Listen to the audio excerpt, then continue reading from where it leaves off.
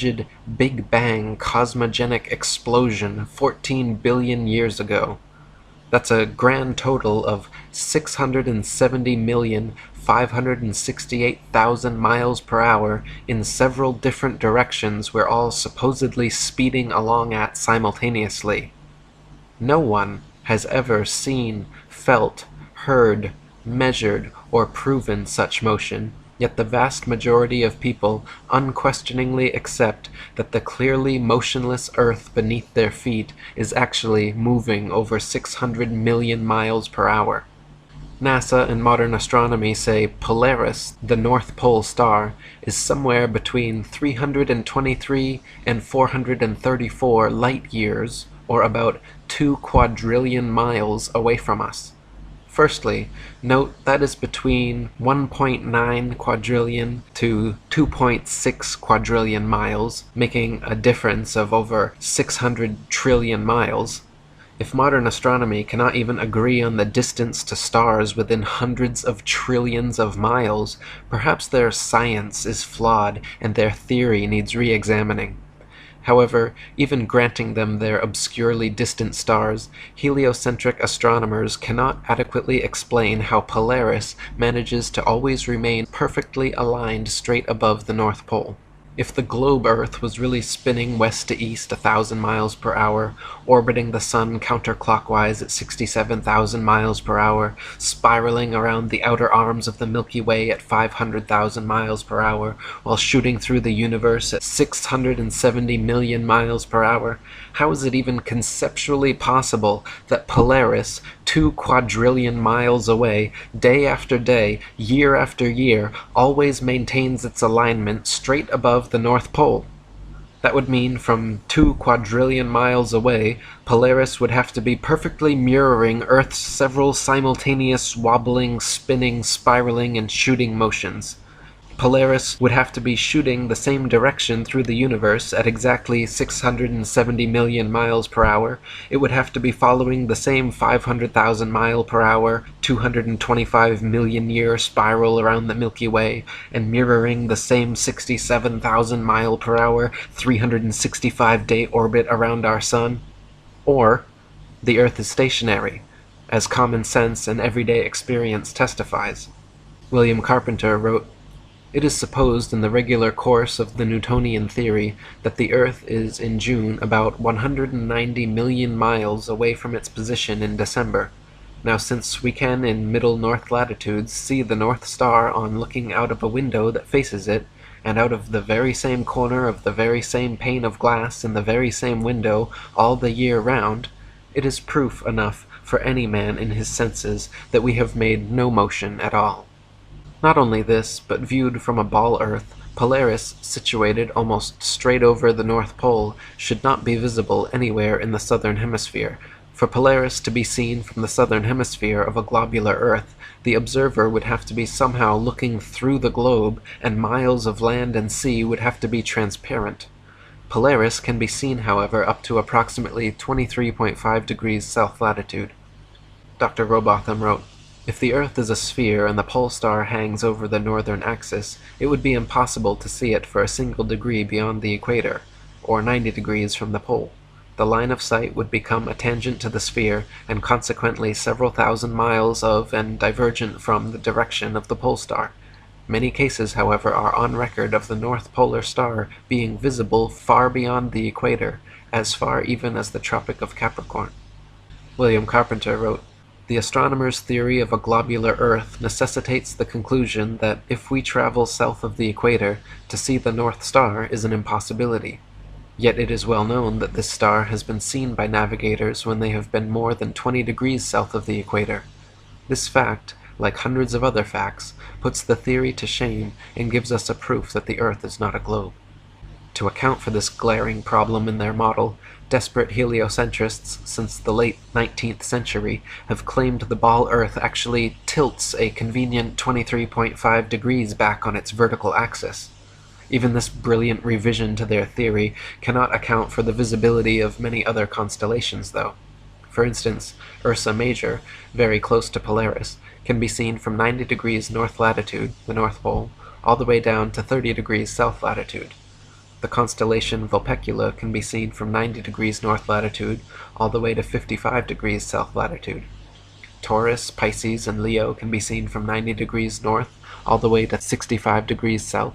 Aquarius and Libra can be seen from 65 degrees north to 90 degrees south. The constellation Virgo is visible from 80 degrees north down to 80 degrees south, and Orion can be seen from 85 degrees north all the way to 75 degrees south latitude. An observer on a ball Earth, regardless of any tilt or inclination, would not logically be able to see this far.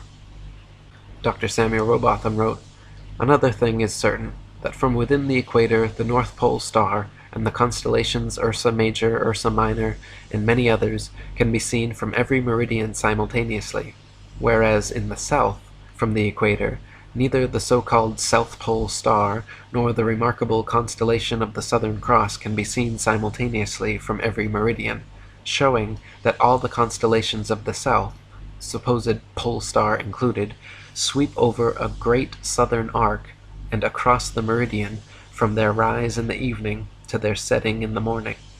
But if the Earth is a globe, Sigma Octantis, the South Pole star, and the Southern Cross, a southern circumpolar constellation, they would all be visible at the same time from every longitude on the same latitude, as is the case with the Northern Pole star and the northern circumpolar constellations. Such, however, is not the case. Some heliocentrists have even tried to suggest that the pole star's gradual declination overhead as an observer travels southwards is proof of a globular Earth. Far from it, the declination of the pole star or any other object is simply a result of the law of perspective. The law of perspective dictates that the angle and height at which an object is seen diminishes the farther one recedes from the object, until at a certain point the line of sight and the seemingly uprising surface of the Earth converges to a vanishing point, i.e. the horizon line, beyond which the object is invisible. Thomas Winship wrote, "If we select a flat street a mile long containing a row of lamps, it will be noticed that from where we stand the lamps gradually decline to the ground, the last one being apparently quite on the ground. Take the lamp at the end of the street and walk away from it 100 yards, and it will appear to be much nearer to the ground than it was when we were close to it. Keep on walking away from it, and it will appear to be gradually depressed until it is last seen on the ground and then disappears. Now, according to the astronomers, the whole mile was only depressed about 8 inches from one end to the other, so that this 8 inches could not account for the enormous depression of the light as we recede from it. This proves that the depression of the pole star can and does take place in relation to a flat surface simply because we increase our distance from it, the same as from the street lamp. In other words, the farther away we get from any object above us, as a star for example, the more it is depressed, and if we go far enough it will sink or appear to sink to the horizon and then disappear. The writer has tried the street lamp many times with the same result." And Dr. Rowbotham wrote, "It has often been urged that the Earth must be a globe because the stars in the southern hemisphere move round a south polar star in the same way that those of the north revolve around the northern pole star. This is another instance of the sacrifice of truth and denial of the evidence of our senses for the purpose of supporting a theory which is in every sense false and unnatural. It is known to every observer that the North Pole star is the center of a number of constellations which move over the Earth in a circular direction. Those nearest to it, as the Great Bear, etc., are always visible in England during their whole 24 hours revolution. Those farther away southwards rise north-northeast and set south-southwest. Still further south they rise east by north and set west by north. The farthest south visible from England, the rising is more to the east and southeast, and the setting to the west and southwest.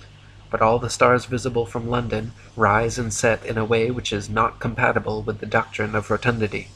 For instance, if we stand with our backs to the north, on the high land known as Arthur's Seat near Edinburgh, and note the stars in the zenith of our position, and watch for several hours, the zenith stars will gradually recede to the northwest. If we do the same on Woodhouse Moor, near Leeds, or on any of the mountain tops in Yorkshire or Derbyshire, the same phenomenon is observed. The same thing may be seen from the top of Primrose Hill near Regent's Park, London, from Hampstead Heath or Shooter's Hill near Woolwich. If we remain all night, we shall observe the same stars rising toward our position from the northeast, showing that the path of all the stars between ourselves and the northern center move round the North Pole star as a common center of rotation, just as they must do over a plane such as the Earth is proved to be. It is undeniable that upon a globe zenith stars would rise, pass overhead, and set in the plane of the observer's position. If now we carefully watch in the same way the zenith stars from the Rock of Gibraltar, the very same phenomenon is observed. The same is also the case from the Cape of Good Hope, Sydney, and Melbourne in Australia, in New Zealand, in Rio de Janeiro, Montevideo, Valparaiso, and other places in the south. If then